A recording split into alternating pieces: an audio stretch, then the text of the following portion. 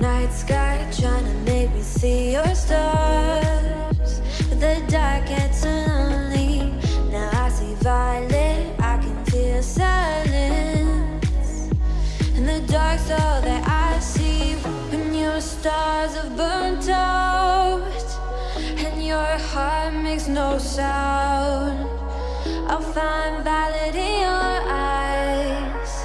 You'll always be my night sky.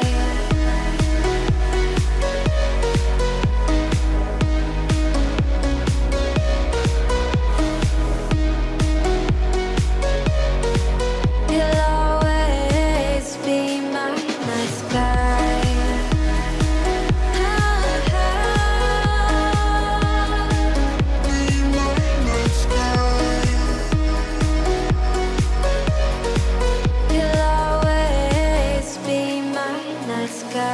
You're the night sky, hiding behind dark gray clouds.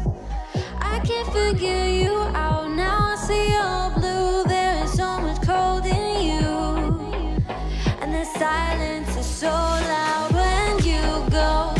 I just stay dancing with my shadow all day. Watch the time. I can't find the point where past the line, but you're the night sky. I'm trying to see your stars, but I always fear the dark. Now I see violet, I can feel your silence. You always feel so far when your stars have burnt out and your heart makes no sound. I'll find violet in your eyes. You'll always be my night sky.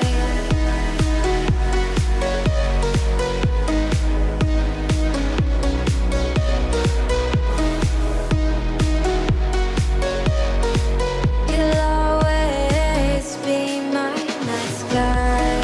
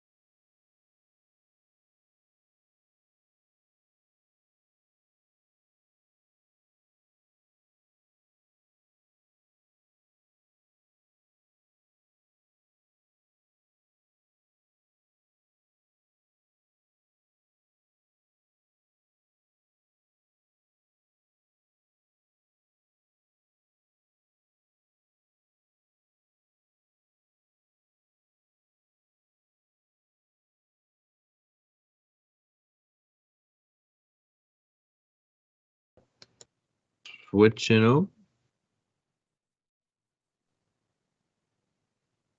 Welcome into Hardcore Penn State Football. Crootin is what we're calling this episode. Transfer portal news, recruiting news.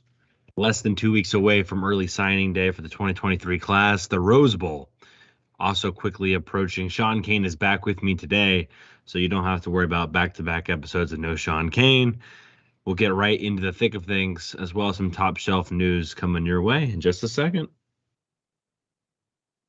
Welcome into Hardcore Penn State Football. I'm Corey Listoki. With me, as always, the great Sean Kane. How are you doing today, Sean? Having a Sunday fun day today, Corey. How about you? I'm happy to have you back. Happy to have you back. Yeah. Corey did a good job on Wednesday. I had a little family thing, but we're all good. And he did a good job with Adam. So nice job, Corey. Way to hold down the fort. I love Adam. I thought Adam did a great job, but the one question you had for him, he sort of dodged. I was like, if Sean was here, I don't know if he would have let him go that easily, but otherwise, no, it was nice to have Adam on. He was no Sean Kane. How about that? But it was lonely not having you, and I tried to do my best with the recruiting news. I tried to live up to what your standards would have been, but that it's not always easy. But I mean, there was a lot to talk about last week, and not a bunch has really changed so far as we record this at 5 Eastern on Sunday. Yeah. I mean, there's going to be stuff that happens all the way through signing day now with recruiting and the portal. I mean, the portal, it's going to be the difference is the portal is going to be till the spring and beyond that too. I mean, it's just always in college football. It's like Penn State basketball. It never stops. And you're going to have, but I do think you have to be at a school by a certain day. You have to be committed to a school by a certain day to be able to be eligible for next year. And I think it's someday in the spring. So when we have that date, we'll share it with you. Yeah, that might be a good place to start, because we got some questions on that on Twitter, Hardcore PSU FB, and some people were a little confused about how it all kind of works. So some people disagreed with us as far as how they think the transfer portal is going to be used, which is fine. But I think there were some misconceptions on how it actually kind of goes down. So unlike previous years, there are windows now, if you will, to when people can enter the transfer portal. That does not apply. Those windows do not apply to anyone who is a graduate student. And those windows do not apply to anyone whose coach has been fired or has decided to leave. So if your coach gets fired, you automatically basically can enter the portal whenever you want at that point. So that's an important kind of thing to understand. The second part of that is, for example, this window right now that goes into January for the transfer portal. Yes, you need to say that you are in the transfer portal before that deadline ends. However, you do not need to confirm where you are going to go yet. So just because you haven't officially signed with anybody, or even unofficially signed, if you haven't made that decision yet, that does not mean you have to have that decision made when the portal, so to speak, closes. That just basically means it's your last chance to declare to be in the portal. So it's not like these schools have to have their decisions made on who they want to take, or these players don't have to have their decision made on where they want to go by the end of those deadlines. So I think it's going to be crazy. I think it's more of a trickle than it is a shotgun burst. Obviously, there's a lot of people that hopped in on Monday and Tuesday and even Wednesday. But as schools begin to pick up players, I think you're going to then see some guys leave and so forth, and it's going to sort of trickle its way down the system. So I'm not saying, if you're a school that's looking to get a top end guy, you can afford to wait. I don't think that's necessarily the case. But I do think you are going to see guys continuously go into the portal pretty much the entire year now. I don't think it's going to be something that, they did at the end of the season, that's it, Sean. I mean, it's going to go crazy until they can't go crazy anymore. And then as soon as spring practice is over, it's going to go crazy again. For sure. And don't forget, this is a busy time for the players themselves right now. It's the end of the semester. Finals week, I believe it's still the same. It's around the middle of December for Penn State. So they're getting ready for finals, and they have a Rose Bowl coming up. So if they are considering the transfer portal, they might want to take time over the holiday and think about it, or they might just want to think about it after all the craziness at the end of the semester and the Rose Bowl is done. I strongly doubt we've seen our last player hit the portal. And it's also important for Penn State to keep you do have to get your offers out and everything because you don't want to miss the boat on a guy. But if you do miss the boat on a guy, and you will, it's not the end of the world because these guys are going to keep going inside the portal, like Corey said, after spring ball, after the bowl games. So this is going to be something that all teams have to be cognizant of. I was muted for a second. Yeah, I think so for sure. And I still believe, I think you're going to see some guys enter the portal post Rose Bowl for some of the reasons you mentioned, but also some of these guys got to make sure they're eligible, make sure, their classes are passed, what can transfer. It is a busy, busy time of year. I think it's far from being over with. And again, the Rose Bowl is probably the best bowl besides the playoff games, right? So if any of the bowls are the bowls, if any of the bowls you're going to stay and play before you enter the portal, the Rose Bowl is high on that list. So yeah, I think 5 players still in the transfer portal right now for Penn State. I would be surprised if that's the end of it. I would be very, very, very surprised if that is the end of it. Hint, hint, nudge, nudge. Show schedule's up there on YouTube. Again, if you guys are on YouTube right now, give us a like. Make sure you're subscribed and say hi to us. Tell us where you're watching from. We're going to talk Parker Washington in the NFL in just a second.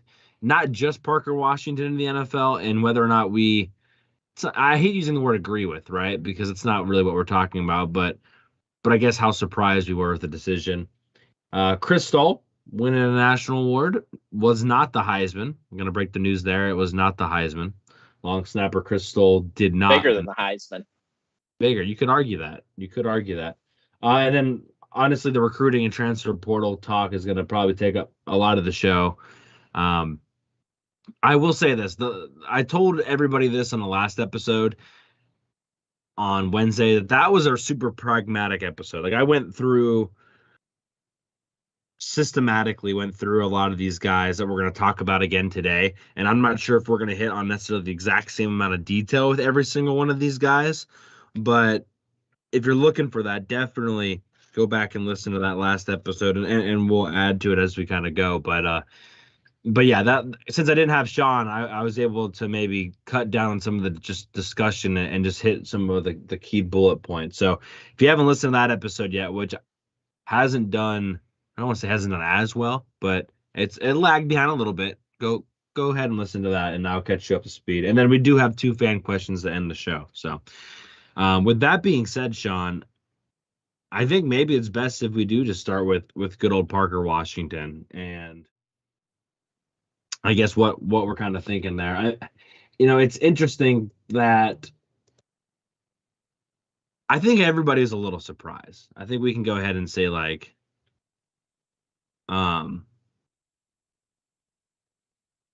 I wasn't surprised originally, right? Like I was like, I think Parker Washington's going to go to the NFL originally. But then once he got hurt, I was like, oh, I think he has to stay now. So we were all, I think, a little surprised when we found out that Parker Washington was going to be heading to the NFL. He declared that. I want to say he declared that on. Is that Saturday? Is that Saturday? Thursday. Thursday. Okay. Days are running Where's together. Friday? Yeah. It might have been Friday. Thursday or Friday. Yeah. I was working, so I know it was during the week. Okay. Yeah, it might have been Thursday now that I think about it. But so people were asking, oh, well, he didn't, and I didn't even ask, like, he didn't specifically say he was not playing in the Rose Bowl, but he was already ruled out for the rest of the season. So I think it's safe to say he will not be playing in the Rose Bowl. But Sean, I guess before I get to like what your thoughts are on this, I just want to read out his stats because some people were like trying to compare him to like a Brandon Smith leaving early. And I was like, that's not even really close. I mean, it's not like Parker Washington hasn't done things. Just to give you guys an idea. I mean, I think he's like top 10 on receptions in Penn State school history. So it is nothing to bat an eye at. He has 146 catches in his career. He played in 31 games. He had a catch in every single game he played in. He had 1,920 yards receiving on 13.2 yards per catch. 12 receiving touchdowns, and he also had 20 returns for 122 yards in the punting duty, and then 8 kick returns for 100 yards in the kickoff return duty. And he also had 1 tackle, if you were interested in that as well. Parker Washington, the defense? 1 tackle. I'm assuming I was on a two-way player? Two-way player? Next level two-way player? Question mark? So yeah, he did some pretty solid things. If I could, just I think it was wrong to honestly say he hasn't shown enough tape.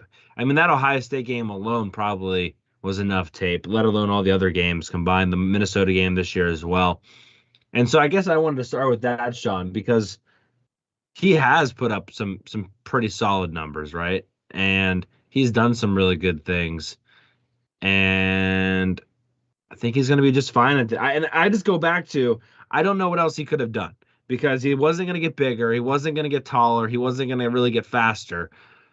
He already showed he could put up big numbers against good opponents, aka the Ohio State game.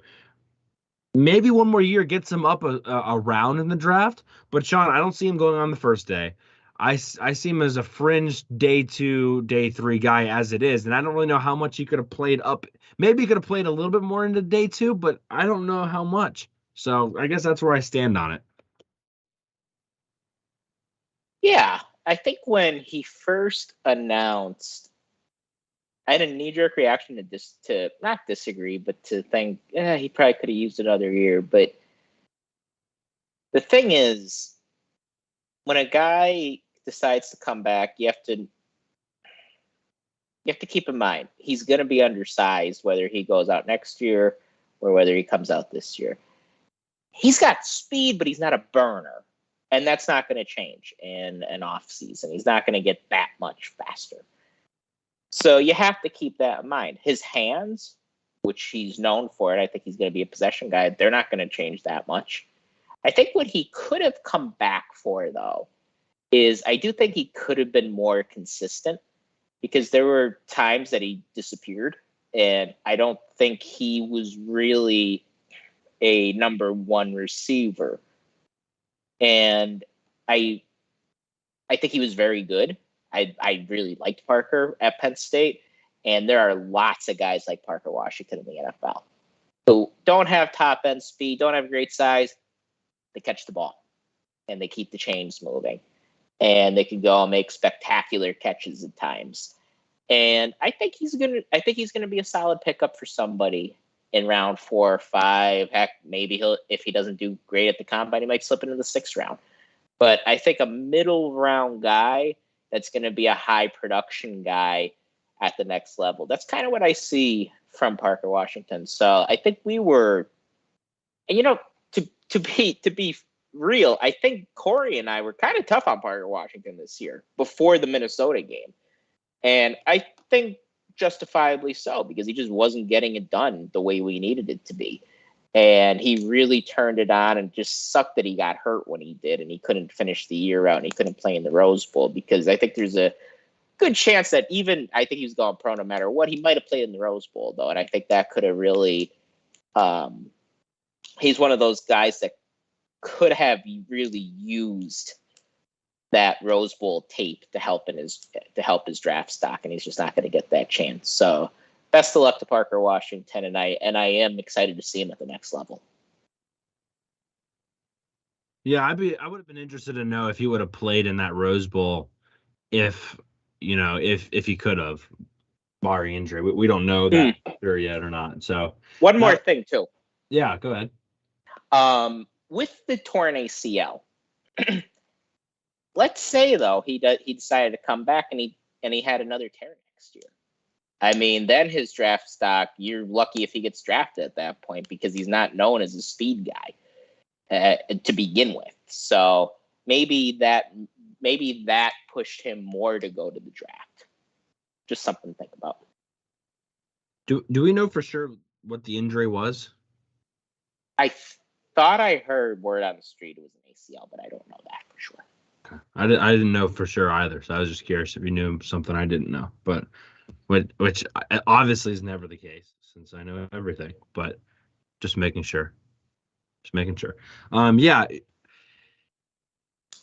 I think it leads to like the next part of the podcast and what we want to talk about in this episode. And that is, okay, where are things receiver wise now, right? Like where does Penn State stand in the wide receiver room? I'm on record saying I don't think Penn State's going to maintain everyone else in the room. I'd be hard to imagine Malik Mega, KLS, Trey Wallace, Caden Saunders. I just can't see them all staying next year. And if they can, okay, then maybe it isn't as big of a concern. But you already lose Mitch Tinsley. You lost Parker Washington now. That is your number one and number two. Keandre Lambert-Smith was banged up for a little bit, but even when he's healthy, he wasn't anything crazy. Trey Wallace had moments, but he wasn't anything crazy. Caden Saunders was supposed to be this big-time commit. He didn't even play in all 4 games. And then you look to maybe Omari Evans. Then after that, it's all guys we don't know anything about. Jaden Dotton really didn't play very much. Johnson, Ivy didn't play at all. And I don't know, you get a little bit more concerned, and then obviously it becomes pretty evident that Penn State's got to go to the transfer portal and pick up at least one, maybe two wide receivers. I think at this point you need 2, and I think they're gunning for 2. When you see how many offers they have out, Dante Cephas, it looks like there's a good chance he ends up at Penn State, based on crystal balls and all that. He'd be a good addition, but then you have guys like Jimmy Horn and Devontae Walker, who, if you haven't, I really like Devontae Walker. He was Dante Cephas' teammate. But they have a lot of offers out to receivers right now. So I think they're gunning for 2 guys. And I agree. I think you need to think about bringing in a second guy. Do you feel good about Penn State having Keandre Lambert-Smith as their number 1 wide receiver or a Trey Wallace as their number 1 wide receiver? I mean, no. Yeah. Not right now. And I said this on the last episode, Sean. I'm just like, you got to surround Drew Aller with weapons, right? You got to just put as many tools in his toolbox as possible. And it's hard to imagine, but Penn State could kind of have a pretty bare cupboard depending on how the transfer portal goes here. I know Dante Cephas visited this weekend, and we'll talk about that a little bit more in a little bit. But I don't know if there's ever been I mean, you could say Mitch Tinsley last year was a big-time get, but as far as like what they desperately needed, I mean, I hate to say it, but I think they almost have to get Dante Cephas, like at this point, right? Like you were able to get him on campus. You were able to get him to show up here. I don't believe he has any other visits at the moment scheduled. I mean, you got to find a way to get this guy, because if you don't, again, now, if you get one guy, you can turn your attention elsewhere, right? It's easier to move on other guys when you know who you have. And I just feel like one gets the ball rolling a little bit as far as the transfer portal momentum goes. Are you concerned at all about Stubblefield's ability to develop a receiver? No, I'm not there yet. I'm not saying it's not possible. Okay. I'm Yeah, not because there these yet. are all 4-star guys, and it's just I don't like that. I don't feel good about like any of them to be the next guy, and we have to look in the portal. Yeah, no, I get that. I will say this. I think Trey Wallace has developed pretty well from where what he was. I mean, he was a 3-star guy. He wasn't Yeah, anything spectacular. He was a guy from Alabama that nobody in the state of Alabama, I believe, wanted. And again, he's got good size, he's got good jumping ability, and they've kind of groomed him a little bit. I don't really blame Stubblefield for what Keandre Lambert Smith has been. If anything, you could maybe say it's more of what the lack of consistency for why Keandre Lambert Smith has with the coaches around him more than just KLS himself. But no, I'm not ready to say it's a Stubblefield problem yet. I think you got this healthy batch of wide receivers coming in the 2022 class. If none of them work out, but I mean, I thought we saw some pretty good things from Amari Evans. But if none of those guys work out, then I think you can start to become more concerned, right? Like give them this whole fresh batch of guys and see kind of what kind of goes down. yeah, that's kind of where I'm at right now too. I'm not that panicked, but like if none of these guys, if we don't have a number one among any of these guys, I mean, I think then it's a concern. But they are all young. Like Christian Driver is a guy that's just coming over from the defensive backfield, and we don't know how good he's going to be yet because he just started playing receiver. So there are a lot of young guys there, and you have to be aware of that. But I just wanted to see where you were at. Yeah, but I think it's something to say that as far as the offense goes this year, if you had to point to the weakest position group, it probably would have been wide receiver, which I mean, it's kind of nuts because that wasn't what we thought it was going to be going into the year. We thought maybe running back because we didn't know what Katron Allen and Nick Singleton were yet. We thought offensive line, which, well, I didn't think that, but other people thought offensive line. And then you could have maybe even said tight end as far as consistency goes, and then maybe even Cliff. quarterback. Yeah. Yeah. And yet, really, the most inconsistent group of all of them, besides, I guess, knowing Clifford's inconsistent consistency, the most inconsistent group was really the receiving core. I mean, Yeah. it is what it is. And so I think And that was a little bit of surprise, right? And I mean, they were like the Michigan State game, the whole first half, nobody was open. Like I was watching from the 40-yard line and nobody was really getting open. And it was, we had trouble getting separation from one of the worst secondaries in the country. And I was like, ooh, this isn't good. And yeah, so overall the receiving group was, I mean, if I were to grade them, probably give them a B- this year, which isn't spectacular. And I'm just hoping for improvement next year. But I think if you could land a couple of these guys from the portal, notice I said a couple of these guys, I think I'd feel a lot better about it going into next year. Yeah. And we'll get to that in a second because there's some news there. But I think the wide receivers are the position right now that people kind of feel the worst about. And it's just kind of not probably where you want to feel when you have your 5-star quarterback taking the reins of the offense in 2 games from now, if you will, assuming again that Sean Clifford starts the Rose Bowl. So that should be interesting. Let's talk Chris Stoll, Sean. Do you want to do the honors, since I know you're very enthusiastic about this?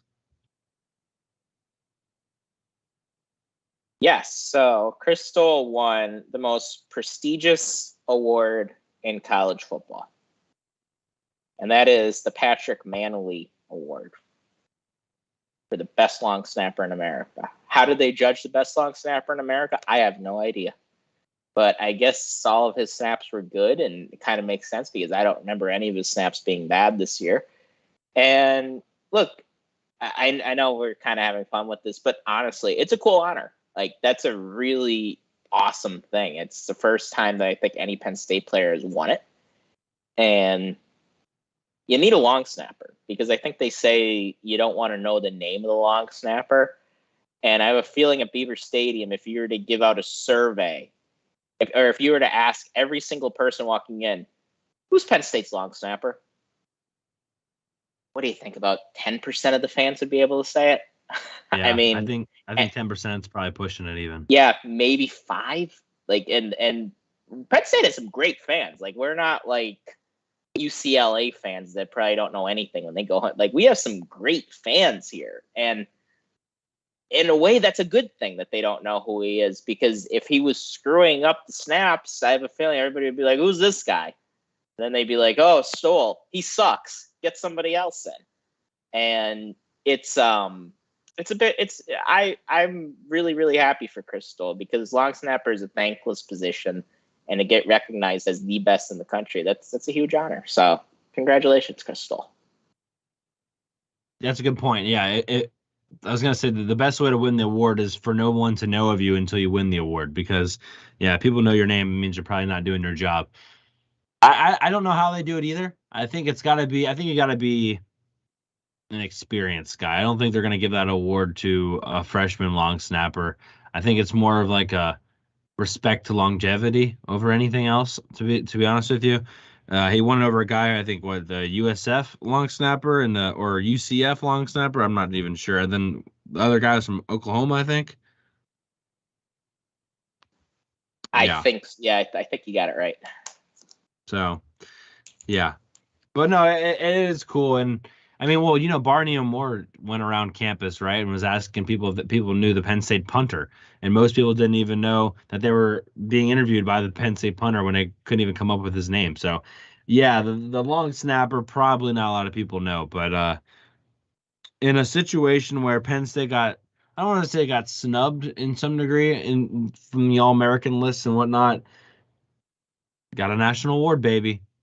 I wonder, trying to think the last time a Penn State player got a national award. Somebody probably won. I don't know. Carl Nassib won the walk-on award, I believe. Didn't Trace win something? I think Sean Clifford won something too, didn't he? Yeah, Cliff won something. It was like, I don't know, the Man of the Year award for college football or something. Exactly like that. what I think he won. Yeah. That wasn't the Campbell Award. He didn't win that one, did he? No, I don't think so. I was about to say something kind of mean, so I'm not going to say it. Yeah, I don't remember what the award was yet. I'll see if I can find it. Yeah, Saquon, I don't think ever won the Walker Award either. No, he won the most versatile, the Paul Hornig. Paul Hornig, you're right. Yeah, I forgot about that. Well, hold on a second. So he was so this year Sean Clifford was the Jason Witten Collegiate Man of the Year. Right.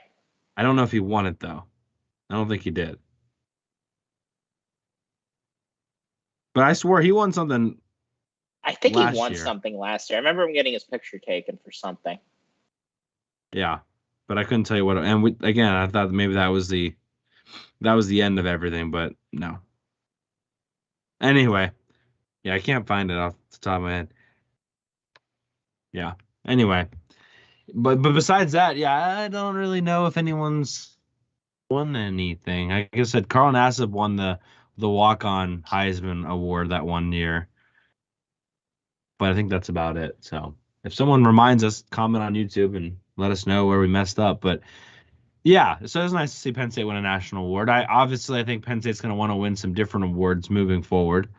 Abdul Carter was on some freshman All-Americans. I saw Kalen King was on some You know who's been getting snubbed everywhere though is Jair Brown. Still getting snubbed from a lot of things. So that's frustrating. I don't know what was next, but I just want to reiterate to everybody, 5-star reviews are showing up on YouTube right now. We are still 5 away, ladies and gentlemen. I know we said by the time the season was over, which I guess will be the Rose Bowl. But we are 5 Apple reviews away from 100. We will do a giveaway at that point. Don't you guys want pizza? It would be a very big Christmas gift if we could do it before Christmas. So if you haven't done the 5-star review yet, do it. We'll send you a sticker for free, which I did actually update the merch store. There's actually some shirts up there now. There's a different kind of sticker up there as well. So if you've already got one sticker, I can start sending people different stickers now as well. So that's up there. Want to get to 100 really bad, really, really bad. So let's get that taken care of. I wanted some other housekeeping items real quick. We did release the final pick'em standings, which it was me, Sean, and 3 others were all tied.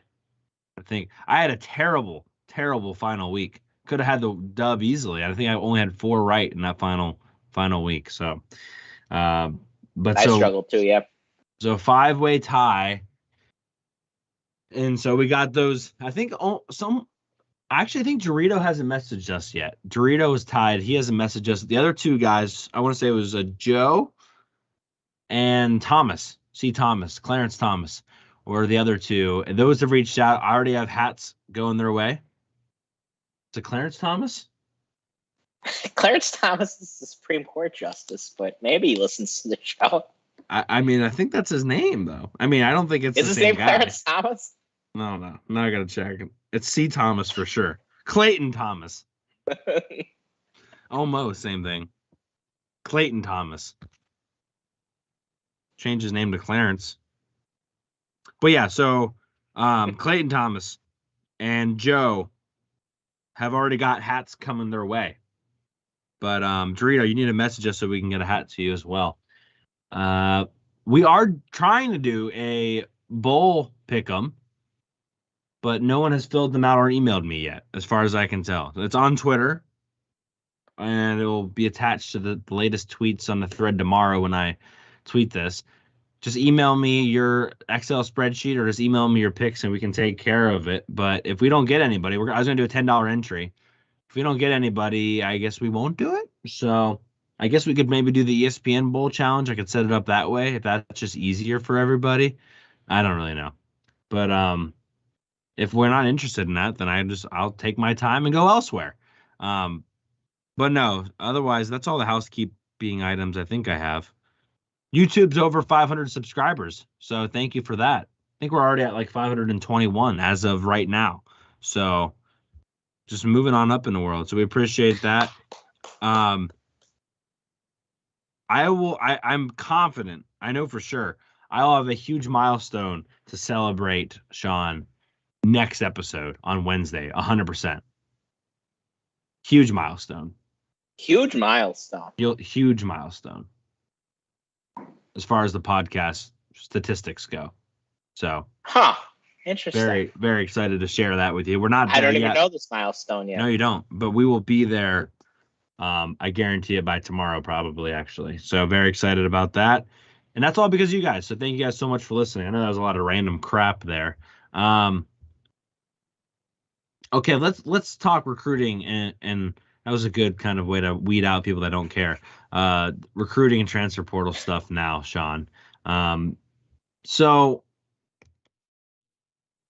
I want to talk with a guy I think is going to commit literally probably any second. And I think, did I have this on here? Yeah, I did. Sweet. I kept this graphic up for a reason. I want to talk Mason Robinson first. Visited this weekend. Was in the midst of talking to Notre Dame, but doesn't seem like that's going to probably happen. I think if you're listening to this on Monday, he might have already committed, to be honest with you. Was a Northwestern commit. Their defensive line coach and their defensive coordinator were both let go. That kind of opened the door. He cares about the academic side of things. He's from McDonough High School, which obviously Devon Ellies, Curtis Jacobs, Denai Dennis Sutton, and I'm missing one, I think. McDonough is a big pipe. I think. Izzard from there too? I don't think Izzard is. Devon Ellies, so. Denai Dennis Sutton, Curtis Jacobs. Yeah, Curtis Jacobs. Yeah, it's a big pipeline. Yeah. Anyway, funny thing is, he originally said, I think this Sean Fitz said this on Blue and White Illustrated on YouTube, that he actually originally didn't want to follow in Denai Dennis Sutton's footsteps, and that actually might have hurt Penn State. But now he visited, and I think Denai Dennis Sutton was actually part of that visit. So This guy is probably going to end up committing to Penn State. Again, a 3-star defensive lineman in the 2023 class. I would be shocked if that doesn't happen. There's another defensive lineman on here, Sean, Joseph Mapoye. These two guys are kind of different, right? I mean, the one, Mason Robinson, more maybe, I guess, proven concept guy, as Mapoye is more of a maybe you're taking a little bit of a chance there as far as potential versus like obvious outright measurables. Does that make sense? Yeah. Robinson, like you watch him on tape, he really gets after the quarterback. He's very quick off the edge. Big fan of his. I didn't really think we were going to get back into it with him, like, because he committed to Northwestern a little while ago, and he wasn't one of those guys that we said we think we could come back around. But then, like you said, there were some coaching changes at Northwestern. Northwestern obviously had a horrific year this year, so you can't really blame Pat Fitzgerald for making changes, but it benefits Penn State. And like you said, Notre Dame offered a couple days ago. That was seen as a place that he might end up going to. It doesn't look like he's going to, though, because he's committing right after he visited Penn State, and he's not going to be making the Notre Dame visit.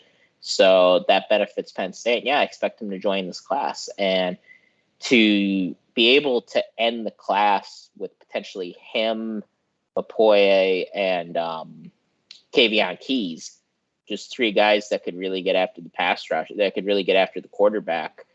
That's really how you want to end the class on the defensive side of the ball. So that it'd be a big get for Penn State, and it would be awesome to be able to have a true flip from Northwestern. Yeah, I think so too. And again, my Mapoye teammate was Zion Tracy. I don't know the timetable for Mapoye, but I think that's probably going to be coming soon too. And so that's a kind of a huge push late for the Penn State coaching staff to shore up some defensive linemen, which is kind of nice. So we've saw a couple guys in the transfer portal right now that play that kind of defensive lineman type, right? I mean, Rodney McGraw, as you see on the screen there, and Devon Talley, both in the transfer portal as well. So, and I think it was, I don't know. I don't know if it was McGraw or Townley. I'm not sure which one, but one of them's already getting a bunch of offers. I forget which one was which, but I think it was Townley. I think Townley got offered by Ole Miss already, and I think Colorado too. But anyway, back to that 2023 class real quick, since we're kind of the opposite of how I talked about on Wednesday's show, but that's fine. I wanted to mention that Conrad Hussey did visit Florida State this weekend and sounded like he had a great time. So glad he had a great time. But this seems, Sean, like although he's committed to Penn State, it seems like, and Miami's interested in him as well. It seems like this one is going to be a battle to early signing day, Sean. I mean, it sounds like, although I guess he's probably leaning towards Penn State still, it seems like this almost could go 50-50 at this point. And that's kind of speculation, but that's kind of the vibe I'm getting. Yeah, we're definitely not out of it for Hussey. He's still committed to Penn State and everything, but you don't really like to see, as I sneeze, you really don't like to see commits make official visits, especially this late in the cycle, and it wasn't expected. That was another crazy thing about it, but it does happen. I don't know if it's time to, panic yet necessarily, but it's definitely something to monitor. And Conrad Hussey has made other visits before, and he has stayed committed, but signing day is in a week, so hopefully we're able to hang on to him. And this is kind of what could happen when you're recruiting outside of your footprint, especially in the Florida area. Yeah, and I guess to end on a more positive note, Dakari Nelson is having is blowing up even more. Every time I go on Twitter, everyone's talking about how good Dakari Nelson's going to be for Penn State and how he could play safety. He's just already grown into that role so well. So lots of good things about Dakari Nelson from the safety from Alabama. So that was positive to hear. Still seems like in this 2023 class that Penn State wants to take a running back. Not sure who that is going to be yet, but it just seems like another running back is probably going to be joining London Montgomery in this class. We just maybe don't know exactly who yet.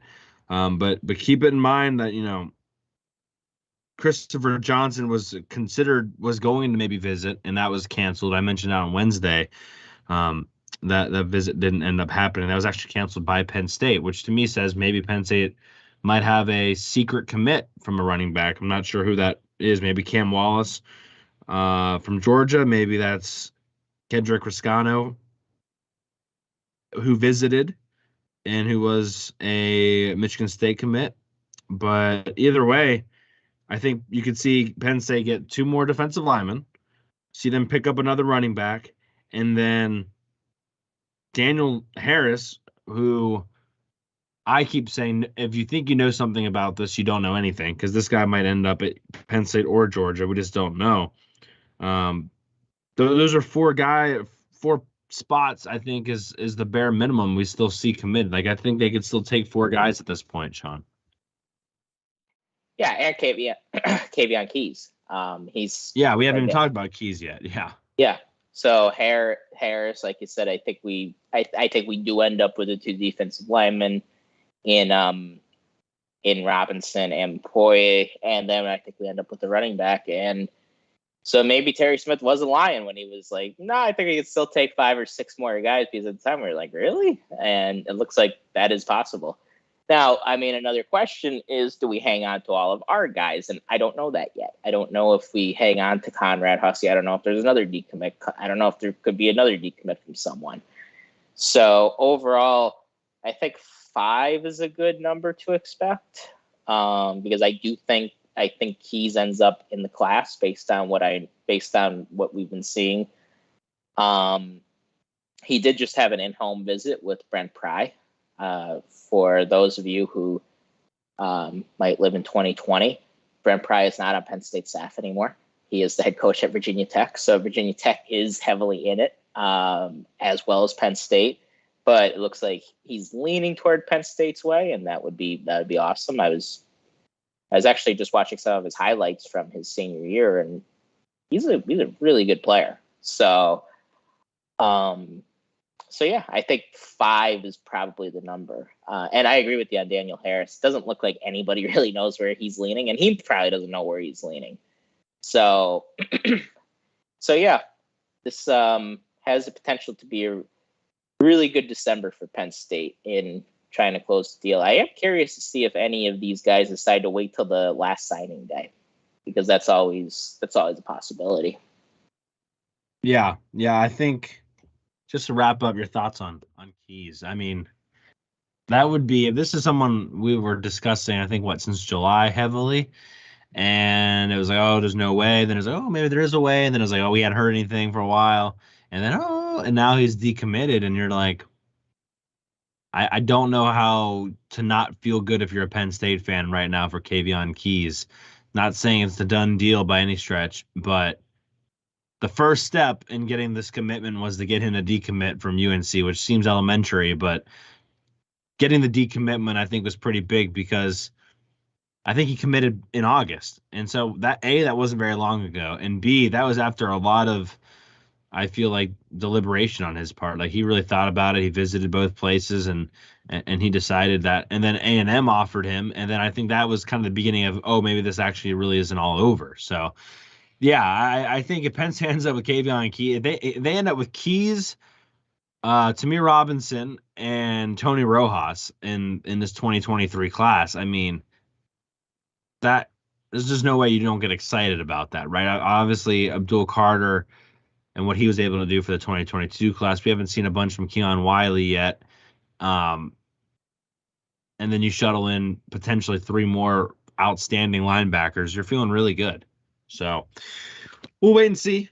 Which, by the way, to me, Robinson, I'm hearing more and more that he still might play linebacker at Penn State. That maybe not an edge guy. Maybe could play some Mike. Maybe could play some Will as well. So we'll have to wait and see there. But yeah, I think 5 guys sounds about right, Sean. Which again is just kind of nuts because we didn't think that was even really possible maybe a month or 2 ago. So I thought there was something else you add. Oh, we know for sure like a guy like Roger Pleasant is going to wait until February. I don't think that's going to happen. But again, the Penn State continues to hang around there, which is just more than I thought was going to happen there. So I guess we'll keep an eye on there as well. Any more on the 2023 class before we go portal news, Sean? Yeah, I agree with you, Roderick Pleasant. I think he stays out west. But no, I mean, I think we covered this pretty extensively, and there'll be more and more news coming in the next week. I do think probably by our Wednesday show that we'll probably have another announcement. So keep an eye out for that. Yeah. Well, let's go portal. I'll throw up the graphic again. As far as what needs go, I think wide receiver is still very, very high on that needs list. Defensive line still very high on that needs list. Offensive line and cornerback there as well. Keyshawn Blackstock in that 2023 class, a JUCO guy, he was originally supposed to visit this past weekend and decided not to. And I'm just kind of curious if that was related to maybe a portal guy maybe considering coming in, because Sean, I just think it's hard right now from the offensive line perspective to get high caliber offensive tackles in, because we haven't heard from Caden Wallace yet. We don't know if he's coming back or not. We haven't heard, what their plan is for him. Are they going to try to move him in the guard? We don't know if Juice Scruggs is back, and that would kind of change things, which you're probably wondering, like, why would that matter? He plays center. Well, if Scruggs comes back, then you leave Norzad at guard, and you probably could leave Wallace at tackle. But if Scruggs goes, then you move Norzad from guard to center, and then maybe you want to kick Wallace inside and maybe either start Drew Shelton or bring someone else in. So kind of a lot decides on what Juice Scruggs at center decides to do. And then and Blackstock's not the only offensive lineman they're going after right now. That Johnny Cornelius was a guy from Rhode Island that everyone in the world is offered at this point, but seems to have been at least more than just an offer with Penn State so far. But that's gotten a little quiet. They offered Byers from UTEP. We'll have to wait and see there. But I just think, Sean, it's a hard position to heavily recruit in the transfer portal right now, especially for guys that only have 1 year of eligibility left. Like, if you bring in a guy that has 2 years and you can say, hey, Olu's only going to be here for 1 more year. Wallace, if he decides to come back, is only going to be here for 1 more year. You are going to start, if not your first year, your second year here. If they only have 1 year left, I think that conversation becomes to get a little harder. Yeah, and these guys want to play. Like, they're not just going to transfer to Penn State just to transfer to Penn State. They want to play. They want to build their draft stock, and they want to be able to get some playing time, or they'll go elsewhere. And you look at left tackle. I mean, we have maybe the best left tackle in college football coming back next year, so that's one position they're not going to get. And then right tackle, I mean, yeah, a lot of it depends on Caden Wallace, but you have to also consider Drew Shelton came in this year and played really well at right tackle. So he's going to be somebody you watch out for. But, maybe my hunch is James Franklin and his staff already know who's going.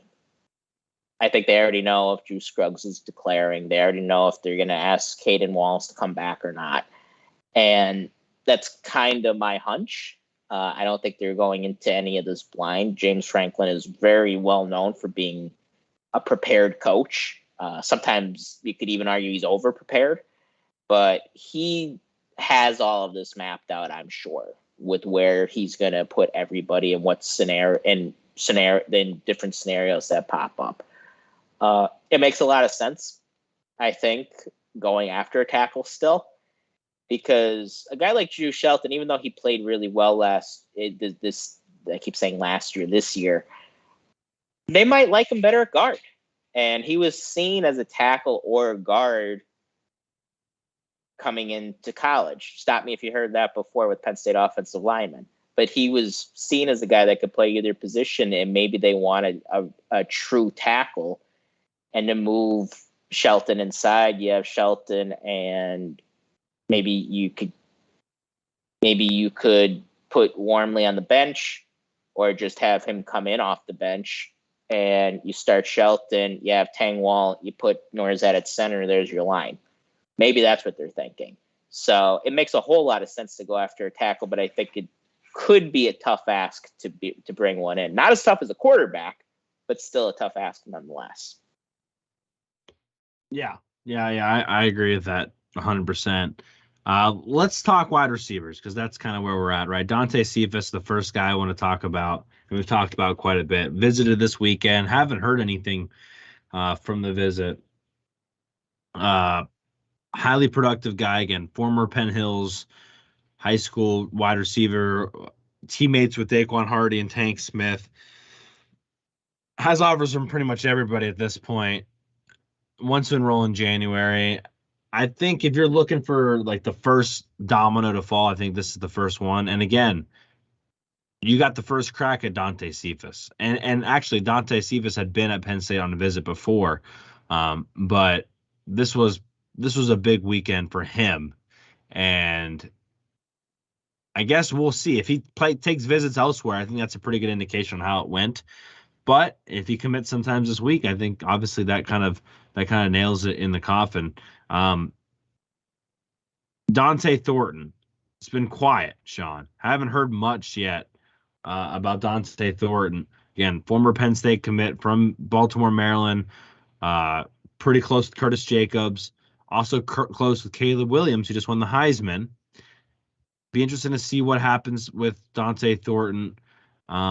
Before I kind of let you go off, I just wanted to say Theo Weiss Jr., former wide receiver from Oklahoma, has just committed to Missouri. So I don't want to say like the chips are beginning to fall, but we're starting to see some people decide to make decisions.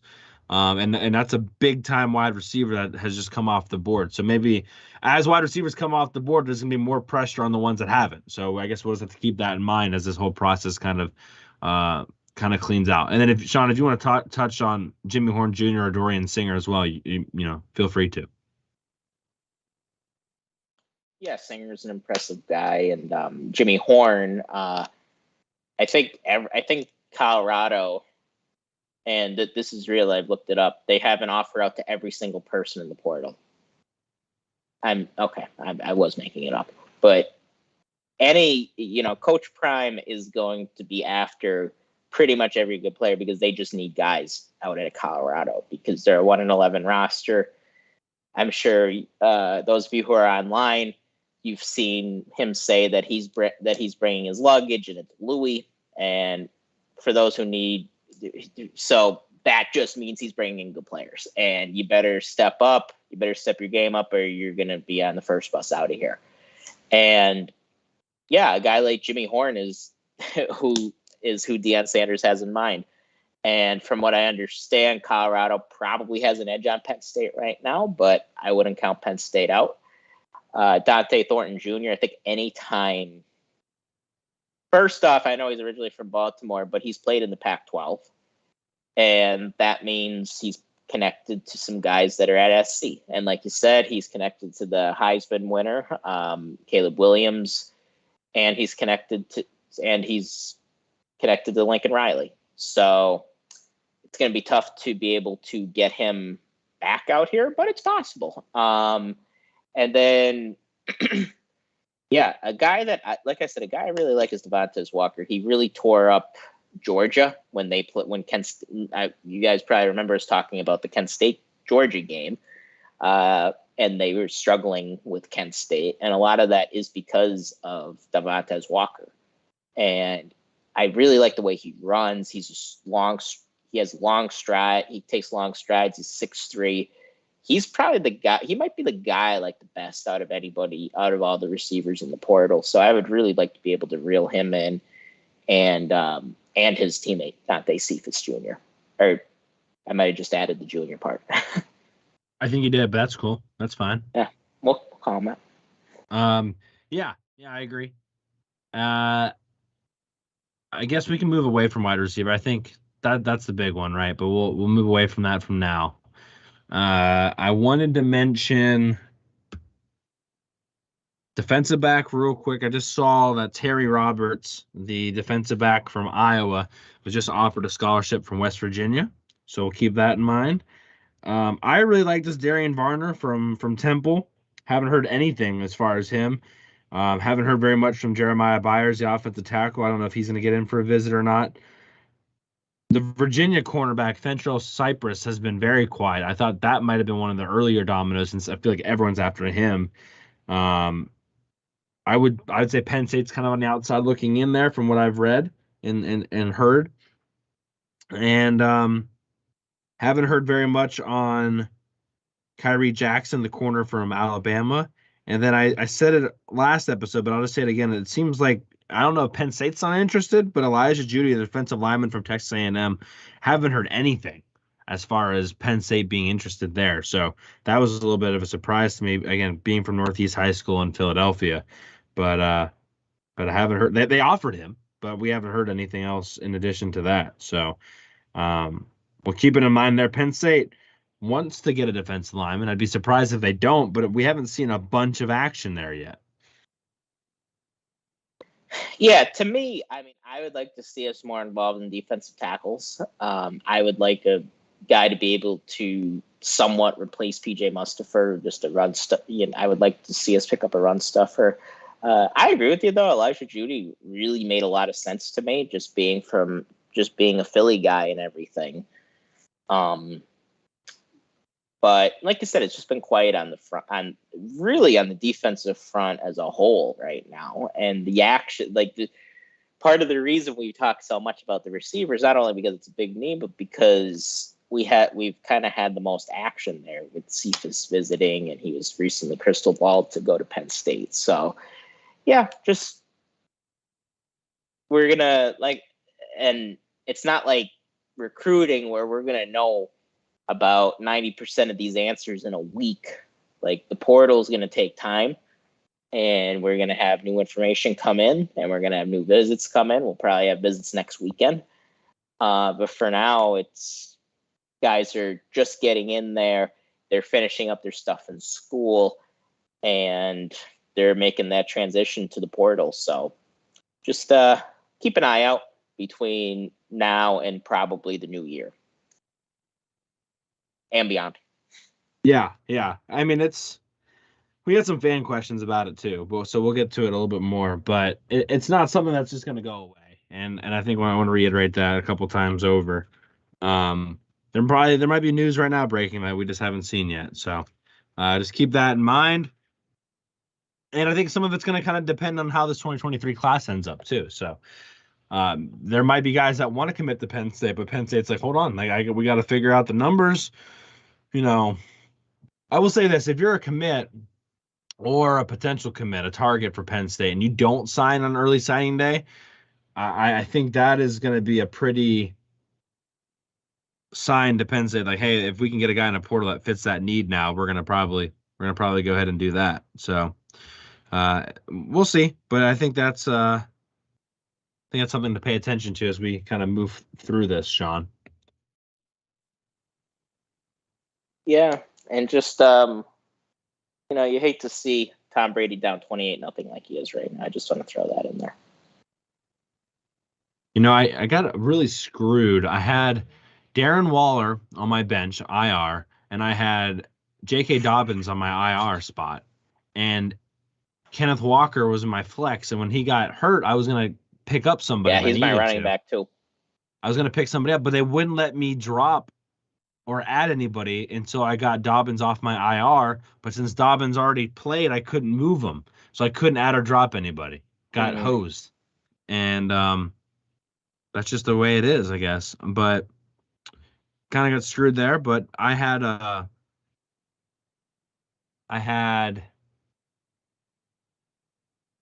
JJ and Miles Sanders today. Just Miles Sanders. I mean, we don't need to mention it too much. We'll talk about it on Wednesday. But Miles Sanders over 1,000 yards on the season, 11 touchdowns now in the year, 144 yards rushing day and 2 touchdowns. Looked really good.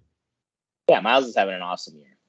He's a great year. It was a struggle for Saquon today, but it was a struggle for the Giants in general. So that was a blowout. Fireboth had a touchdown.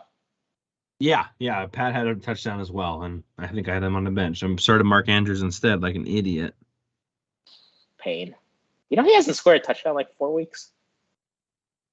Yeah, because he's hurt for a little bit, and then I don't know. I probably should have started him since Lamar's hurt, but whatever. Yeah. Anyway, let's get into fan questions if you're ready. Let's do it. Kind of how we're gonna wrap up the show today too, actually.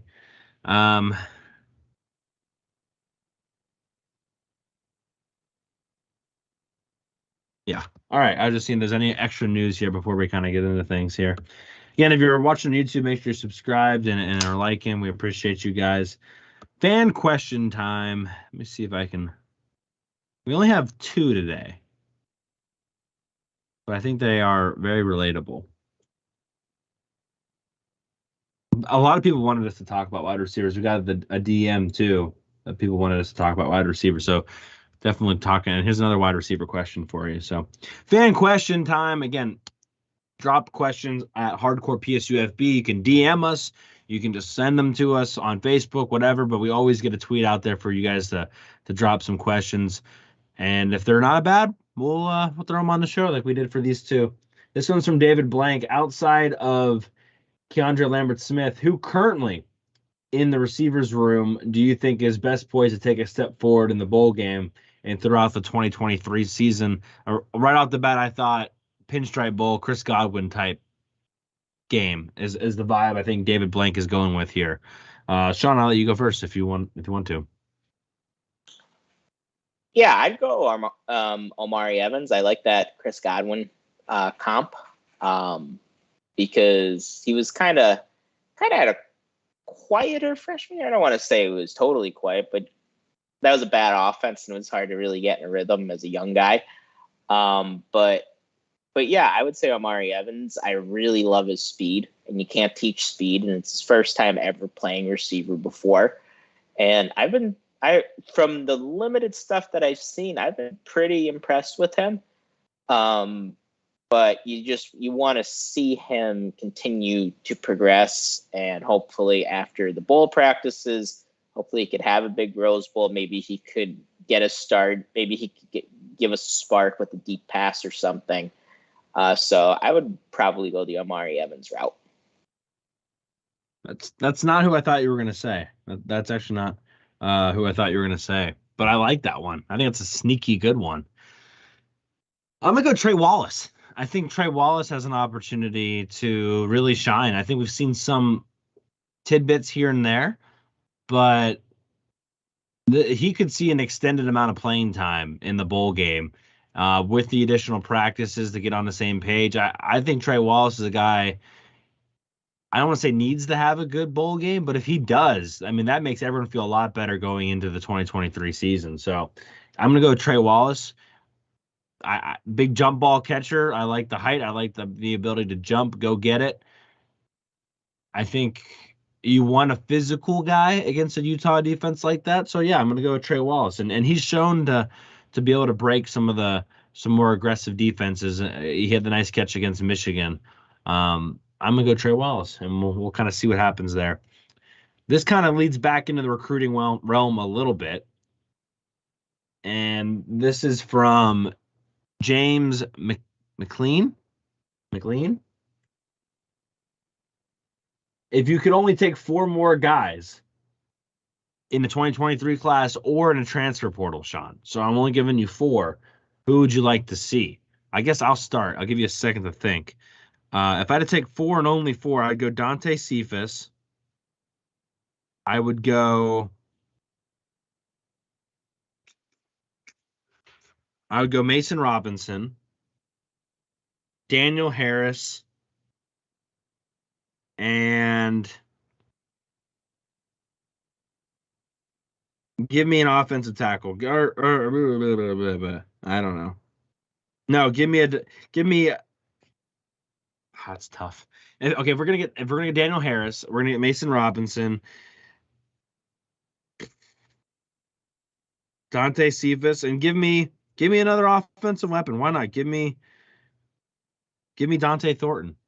Give me Dante Thornton. Dante. That's gonna be hard. That's gonna be confusing as hell if they get Dante Cephas and Dante Thornton. But give me Dante Cephas, Dante Thornton, Daniel Harris in the 2023 class, and Mason Robinson in the 2023 class. That covers 2 weapons for Drew Aller that can immediately make an impact for next year. That gives you some added depth to the defensive line moving into the 2024-2025 seasons, and a big-time star corner who could probably play right away in Daniel Harris. That's where I would go. Yeah, first off, I would say if we could only get 4, that means something went terribly wrong, because I think we need more than 4, but that's the parameters of the question. I'd go Daniel Harris too. Really good player. I think you'd take a Georgia decommit any day. I would go Dante Cephas. I would go Devontae Walker. I would go Kavion Keys. Damn, I forgot. I don't know why I keep forgetting about Keys, because you know how much I love Keys, and I keep forgetting about him.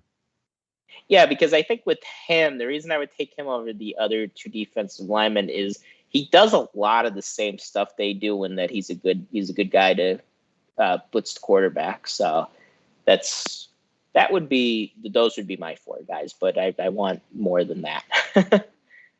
Yeah, those are good. Those are solid. Yeah, I maybe change mine now, but it's too late for that. Good question though. I think originally James was a little confused. He thought that they would only take 4 more, and I was like, no. I mean, they're gonna end up with more than 4 guys between those 2 things. That's pretty much a fact at this point. But I think it's still a good question to kind of see where our values are. I mean, we took basically 2 2023 class guys. We took 2 portal guys. So that's just kind of how it is. And 2 receivers each. Yeah. So I think that illustrates where our concerns are. And not that our concerns have to align with the coaching staff's concern, but I think they're pretty close. I think. But what do I know? Why don't they ask us? Yeah, I don't know. Coaching staff. They should just ask us what we think. Yeah. Well, thank you again for all the questions. We got a couple more. I don't know if I answered or included everybody's, but drop your questions below. Again, we'll be back on Wednesday night. We'll answer some more fan questions at Hardcore PSU FB on Twitter. Okay, Sean, I think that's all I really have to talk about today. Shorter-ish pod, but we appreciate you guys nonetheless. We'll be back Wednesday night, hopefully to break down some commitments. I think that's all I have. We got a lot of housekeeping items out earlier than usual. Yeah. Just for those of you who don't know, we do have the Rose Bowl in a few weeks, so look out for that. And we'll be doing previews for that and all that in the coming weeks. So yeah, I'm excited. Corey's excited. You're excited. At least I hope you're excited. So I'm excited to share the news on Wednesday. Oh, yes. I forgot you're going to leave us with that cliffhanger. Yeah, we have, and people have been asking us about like Utah breakdowns, and it sounds bad, but we're just still 1, 2, 3. Probably won't record on Christmas Day on Sunday, but 1, 2, 3, 4 shows away still. So we got plenty of time to talk about Utah. We'll probably talk about them on the 21st, and we'll probably talk about them on the 28th. Would be my guess. So there's plenty of time, guys. Yeah, I mean, it'll come quick because we all know how quick December ends. But it's there's definitely time between now and then. And the most pressing thing right now is signing day. Like signing day is in a week, so that is the priority as of this podcast. Is early signing day also the Wednesday? Yeah. Yeah. Okay, just making sure. Yeah, so we're just 10 days away. Yep. So it's gonna be coming up quick, and I mean that's probably the thing. Well, I mean the coaches, it's kind of, I think early signing day kind of screwed the coaches with their time, in that they're preparing for the bowl or the playoff, and they have signing day, and then when they do when they expand the playoff in 24, you're gonna have games the same week as signing day. So I'm sure some of the coaches probably weren't too thrilled about that. Just in general, not that they weren't thrilled. Staff, in general, the coaching staff gets hosed in December. I mean, it's a tough month for now. them. I will say this: if you're in a playoff, I think you maybe focus a little bit less on the transfer portal, because and to a certain degree, you can recruit. You know what you've done on the field recruits itself, but yeah, it's not fun, because obviously, if you're in the 4-team playoff, you're 2 games away from reaching your goal. So I think everything else maybe gets put in the back burner at least a little bit, but you can't stop. Yeah. It's like Penn State basketball, it never stops. Yeah, shout out to them for a big win over Illinois. Yeah, nice win, Micah Shrewsbury. Way to go. Anyway, that's it. We'll get out of there early. We'll see you guys back Wednesday night. Sorry for this. The Sunday show has not been consistent with the time. We'll I think roughly we should be better next week. I don't have anything crazy on Sunday of next week, but we'll try to be better with the 9 a.m. slot on Sunday moving forward.